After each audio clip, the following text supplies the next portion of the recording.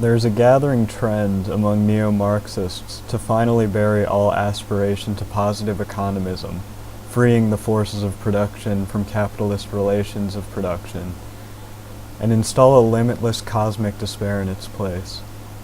Who still remembers Khrushchev's threat to the semi-capitalist West, "We'll bury you," or Mao's promise that the Great Leap Forward would ensure the Chinese economy leapt past that of the UK within 15 years?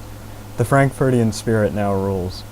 Admit that capitalism will outperform its competitors under almost any imaginable circumstances, while turning that very admission into a new kind of curse. We never wanted growth anyway. It just spells alienation. Besides, haven't you heard that the polar bears are drowning?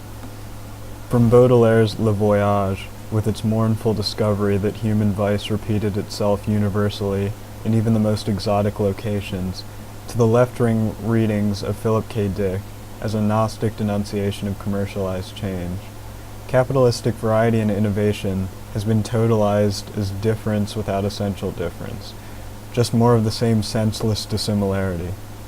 The grand master of this move is Arthur Schopenhauer, who lent it explicit philosophical rigor as a mode of transcendental apprehension. Since time is the source of our distress, Philip K. Dick's Black Iron Prison, how can any kind of evolution be expected to save us? Thus transcendental miserablism continues itself as an impregnable mode of negation. It goes without saying that no substantial residue of Marxist historicism remains in the communist version of this posture. In fact, with economics and history comprehensively abandoned, all that survives of Marx is a psychological bundle of resentments and disgruntlements, reducible to the word capitalism, in its vague and negative employment, as the name for everything that hurts, taunts, and disappoints. For the transcendental miserablist, capitalism is the suffering of desire turned to ruin, the name for everything that might be wanted in time, an intolerable tantalization whose ultimate nature is unmasked by the Gnostic visionary as loss, decrepitude, and death, and in truth, it is not unreasonable that capitalism should become the object of this resentful denigration. Without attachment to anything beyond its own abysmal exuberance, capitalism identifies itself with desire to a degree that cannot imaginably be exceeded, shamelessly soliciting any impulse that might contribute an increment of economizable drive to its continuously multiplying productive initiatives. Whatever you want, capitalism is the most reliable way to get it. And by absorbing every source of social dynamism, capitalism makes growth, change, and even time itself into integral components of its endlessly gathering tide. Go for growth now means go hard for capitalism. It is increasingly hard to remember that this equation would have once seemed controversial. On the left, it would once have been dismissed as risible. This is the New World transcendental miserablism haunts as a dyspeptic ghost.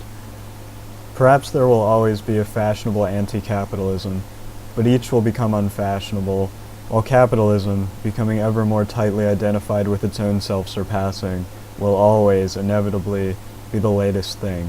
Means and relations of production have simultaneously emulsified into competitive decentralized networks under numerical control, rendering paleo-Marxist hopes of extracting a post-capitalist future from the capitalism machine overtly unimaginable. The machines have sophisticated themselves beyond the possibility of socialist unity, incarnating market mechanics within their nano-assembled interstices and evolving themselves by quasi-Darwinian algorithms that build hyper-competition into the infrastructure. It is no longer just society, but time itself that has taken the capitalist road. Hence the transcendental miserablist syllogism. Time is on the side of capitalism. Capitalism is everything that makes me sad, so time must be evil. The polar bears are drowning, and there's nothing at all we can do about it. Capitalism is still accelerating, even though it has already realized novelties beyond any previous human imagining. After all, what is human imagination? It is a relatively paltry thing, merely a subproduct of the neural activity of a species of terrestrial primate. Capitalism, in contrast, has no external limit. It has consumed life and biological intelligence to create a new life and a new plane of intelligence. vast beyond human anticipation. The transcendental miserablist has an inalienable right to be bored, of course. Call this new? It's still nothing but change. What transcendental miserablism has no right to is the pretense of positive thesis. The Marxist dream of dynamism without competition was merely a dream, an old monotheistic dream restated, the wolf lying down with the lamb.